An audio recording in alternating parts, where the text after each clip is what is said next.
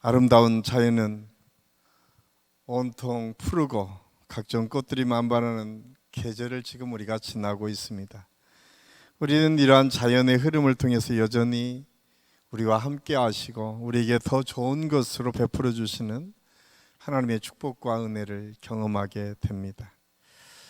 특별히 우리가 여호수아를 함께 읽으면서 1장에서 8장까지 하나님께서 이스라엘 백성들을 돌보시고 인도하셔서 가나안 땅에 들어가게 하시고, 그리고 여리고와 아이성을 점령하는 사건을 통해서 하나님께서 도와주셔야만 우리의 삶이 변화되고 하나님께서 주시는 은혜를 누릴 수 있음을 깨닫게 해 주십니다.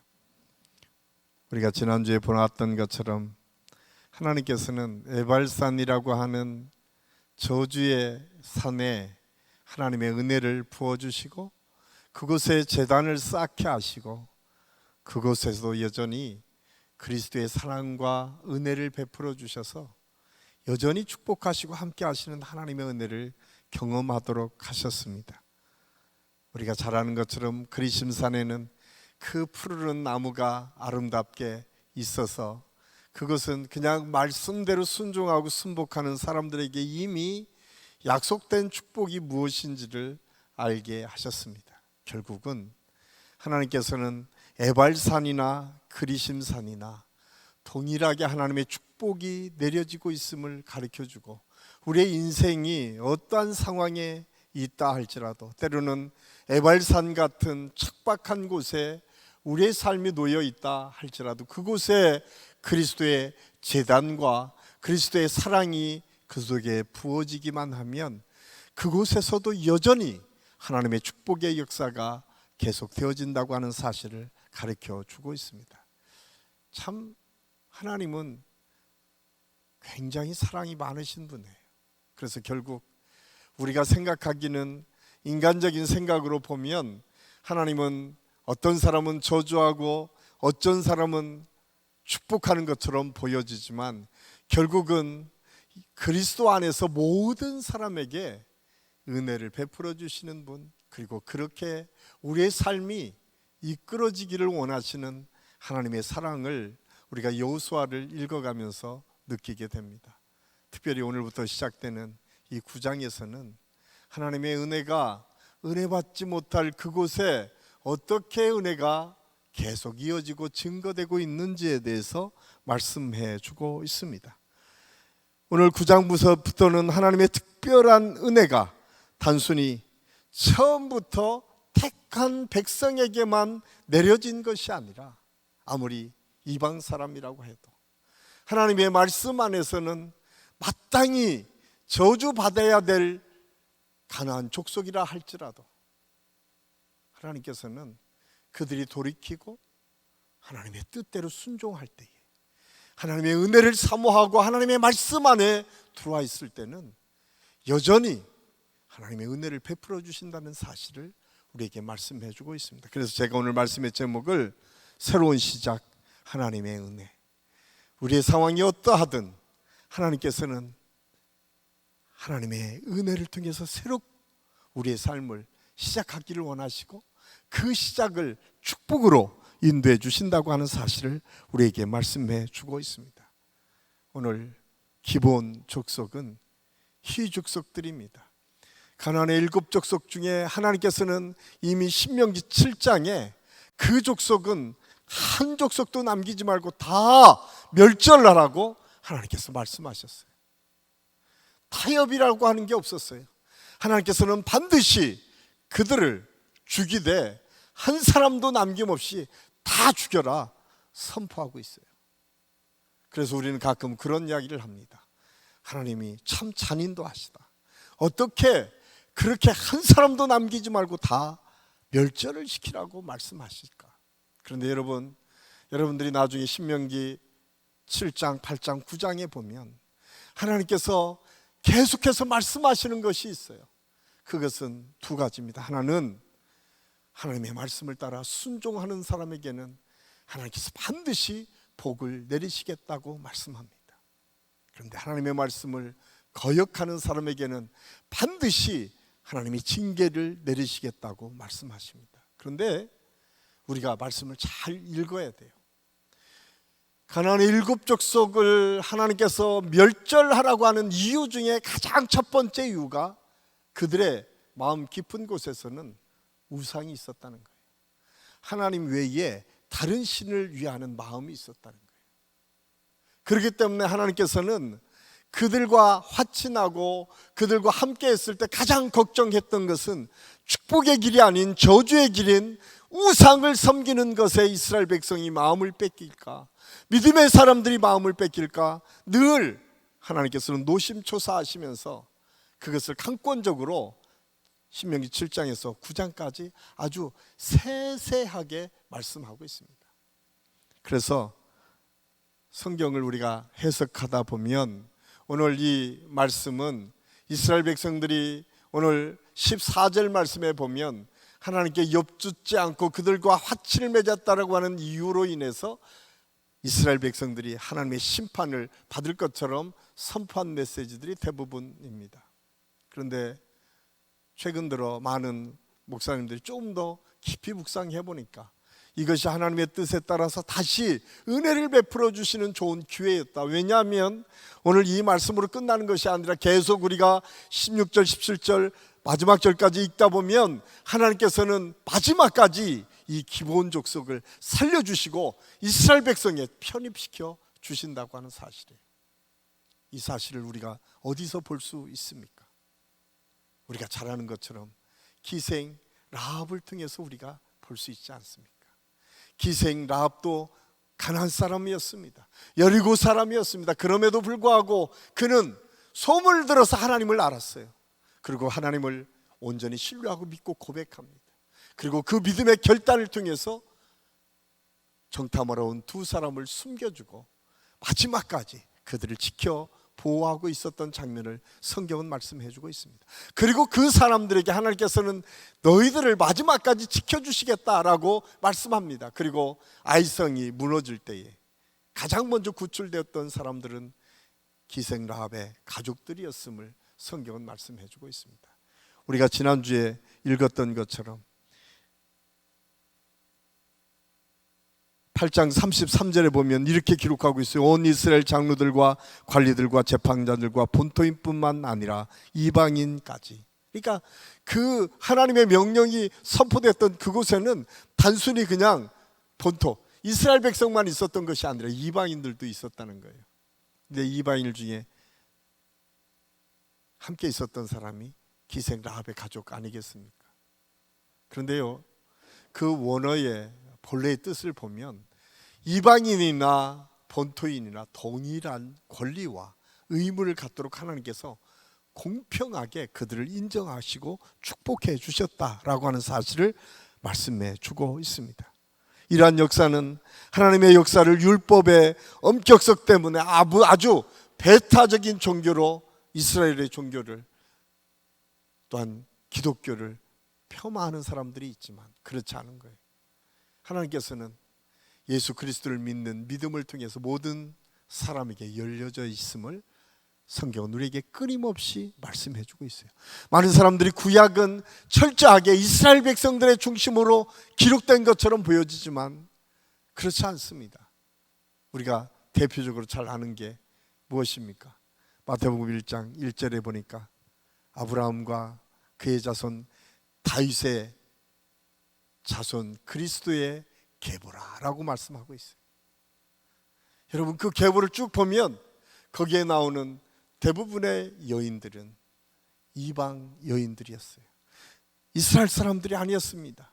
기생 라합이 그랬고 루시 그랬고 우리가 잘 아는 솔로몬의 어머니 밧세바가 그랬습니다.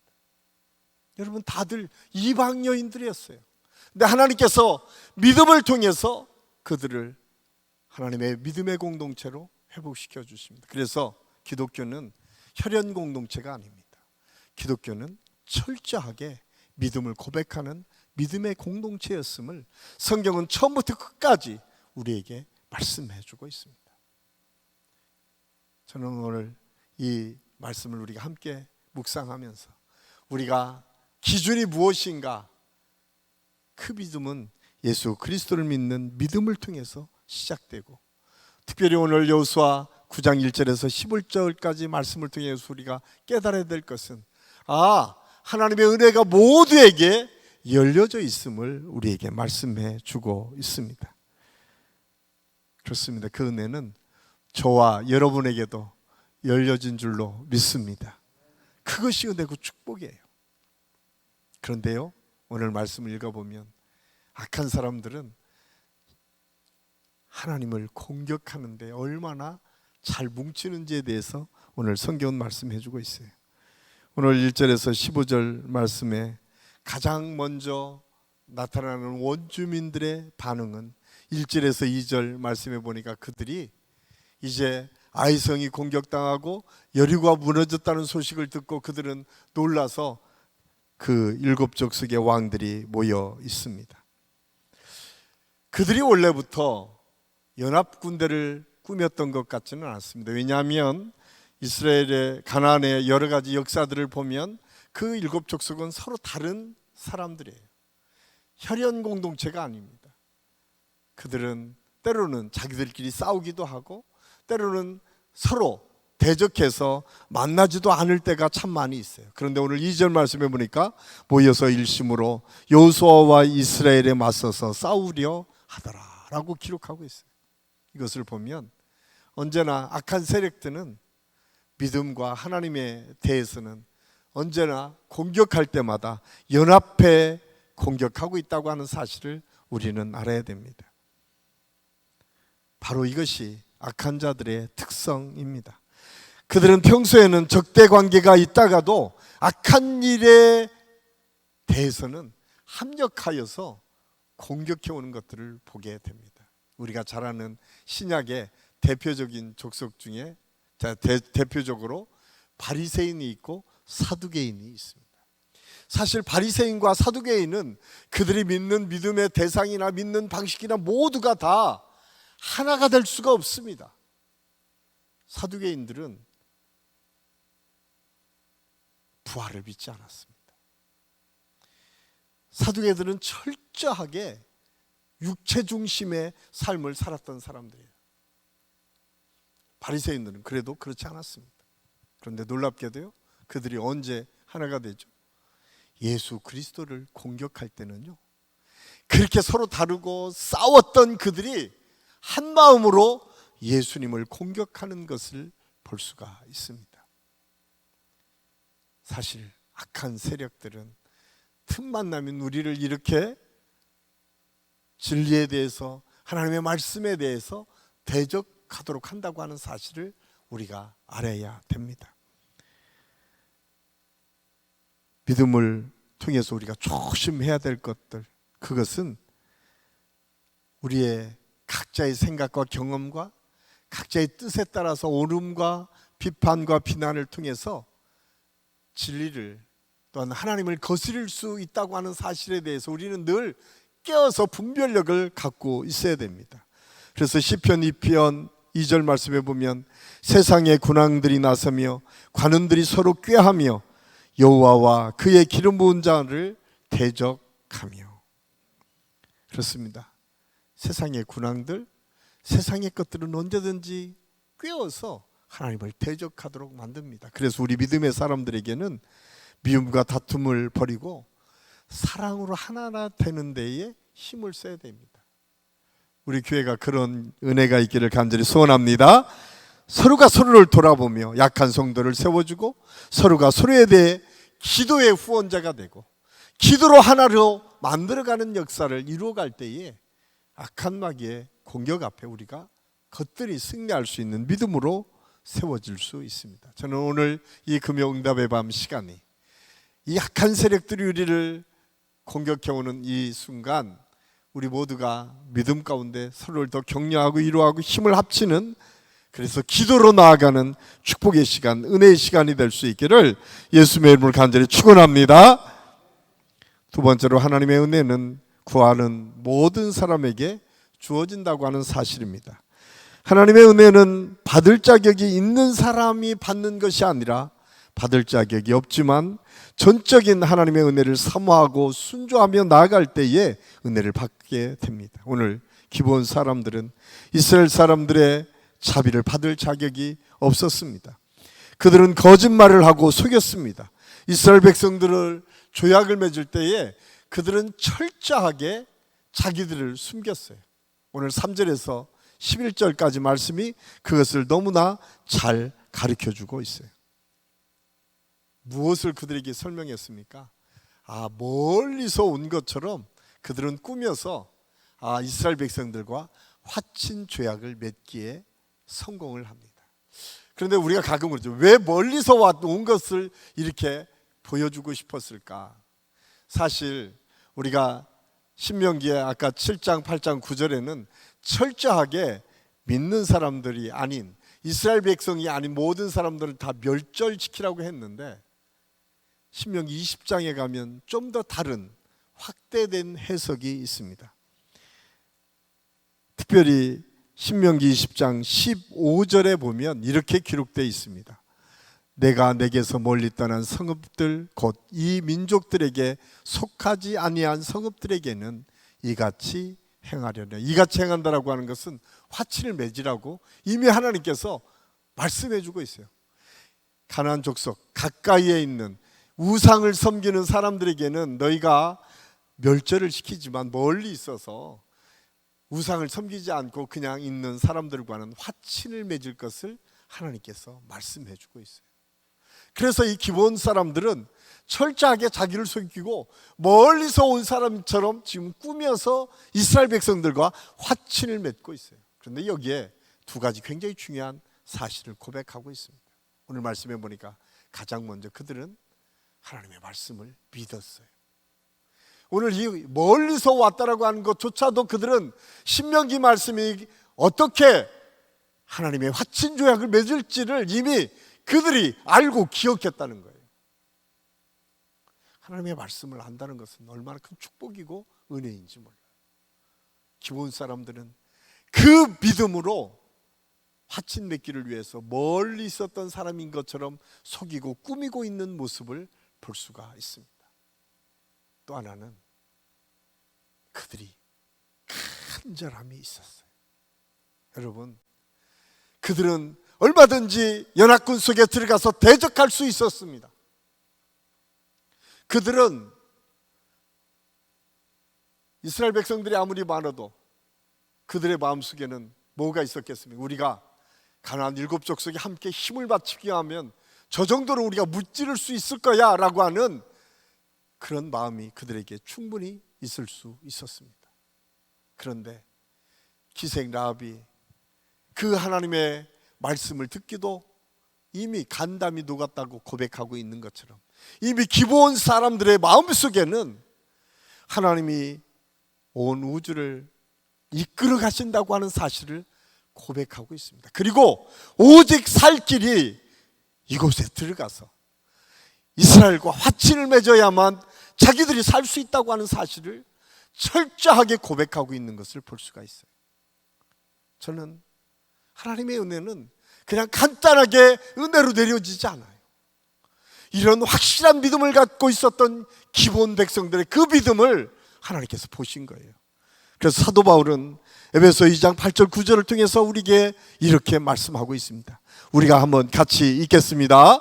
너희는 그 은혜에 의하여 믿음으로 말미암아 구원을 받았으니 이것은 너에게서 난 것이 아니요 하나님의 선물이라. 행위에서 난 것이 아니니 이는 누구든지 자랑하지 못하게 하려 함이니라. 하나님의 선물이라는 거예요. 믿음은 하나님의 선물이라는 거예요.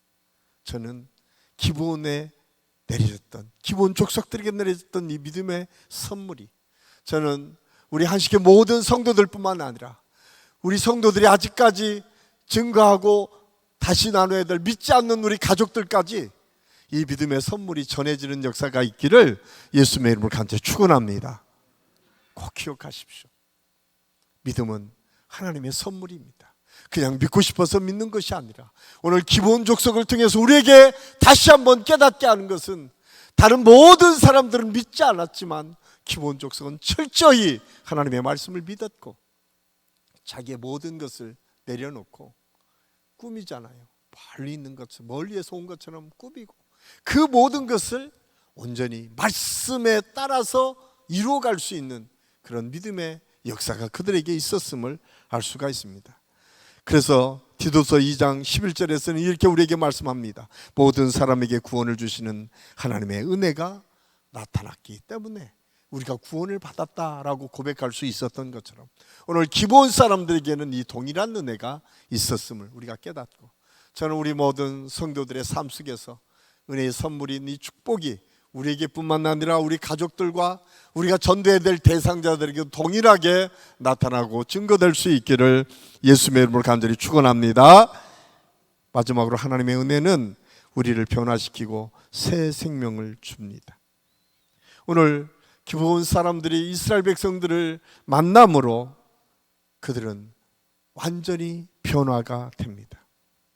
그들은 이스라엘 백성들의 원수에서 동맹국으로, 특별히 오늘 이들은 어느 정도 겸손하게 이들과 함께 합니까? 우리는 당신의 종으로라도 이스라엘 백성이 되기를 원합니다. 참 대단하지 않습니까? 많은 사람들이 어떻게 생각하면, 아이, 이렇게 비굴하게 살 바에는 차라리 그냥 꼿꼿하게 죽는 게 낫겠다라고 생각할 때 할 수 있을 텐데, 기본 사람들은 그러지 않았어요. 구원이 얼마나 소중한지, 믿음을 가지고 살아나는 것이 얼마나 우리 인생에 귀중한지를 알았다는 거예요. 그래서 로마서는 이렇게 우리에게 말씀합니다. 로마서 6장 6절 7절 말씀에 이렇게 말씀합니다. 우리가 같이 한번 읽겠습니다. 우리가 알거니와 우리의 옛사람이 예수와 함께 십자가에 못 박힌 것은 죄의 몸이 죽어 다시는 우리가 죄에게 종노릇하지 아니하려 함이니, 의롭다 하심을 얻었습니다. 하나님께서는 이스라엘 백성들에게 특별히 주신 은혜가 바로 이것이었습니다. 십자가에 못 박혀 죽는 것은 죽는 것이 끝이 아니었어요.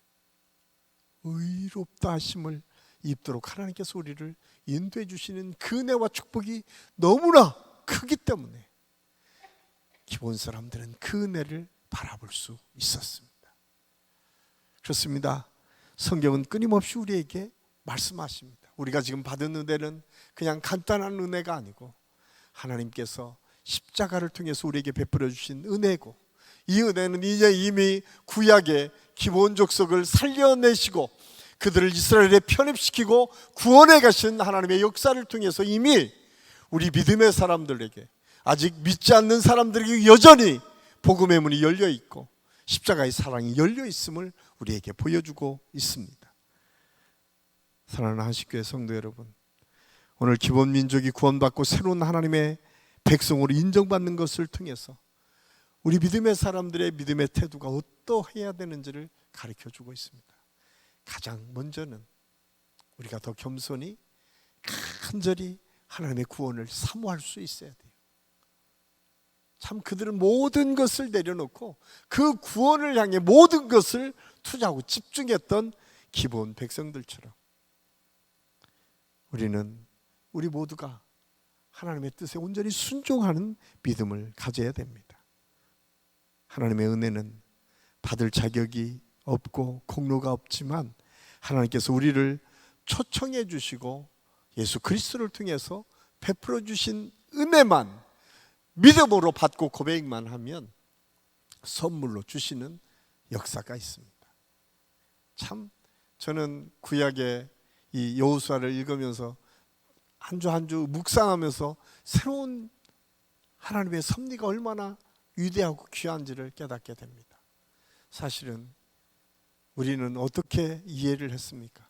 우리와 다른 이방 민족들 다 멸절할 대상으로만 생각했지만 하나님은 그렇게 생각하지 않았다는 거예요.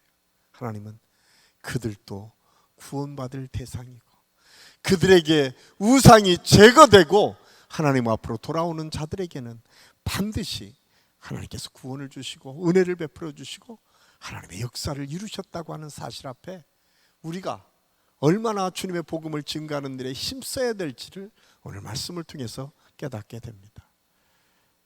기본 족속 구원하신 그 하나님의 은혜가 저는 우리 한식교회 모든 성도들의 가정과 삶 속에서 아직까지 우리 주변에 믿지 않는 우리 성도들과 가족들을 증가하는 일 속에서 날마다 나타나고 이루어질 수 있기를 예수님의 이름으로 간절히 축원합니다. 이 시간 우리 함께 기도할 텐데요, 이 시간에는 아직까지 믿지 않는 가족들, 혹시 우리가 전도해야 될 대상자들이 마음에 있으면 그분들을 위해서 기도하겠습니다.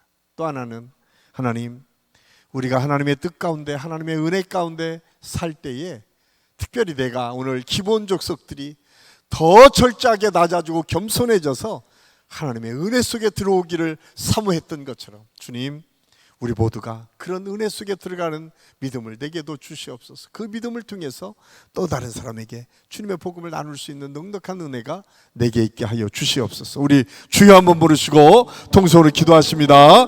주여, 아버지 하나님 은혜를 감사합니다. 오늘 또 우리와 함께 하시는 주님을